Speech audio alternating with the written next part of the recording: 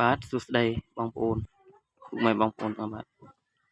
ធ្លាប់តែខ្ញុំថតកអិតហើយនឹងថតបង្ហាញពីទេសភាពនេះចុះដល់ពេលល្ងាចពុកម៉ែបងប្អូន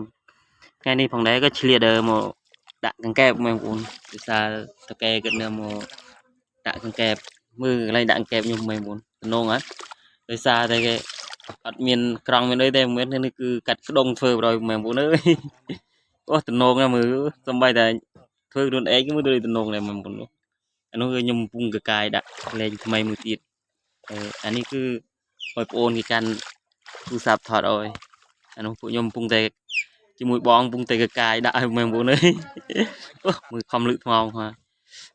សប្បាយមែនទេបងប្អូនដោយសារកង្កែបវាច្រើនបងប្អូនកន្លែងហ្នឹងម្យ៉ាងទៀត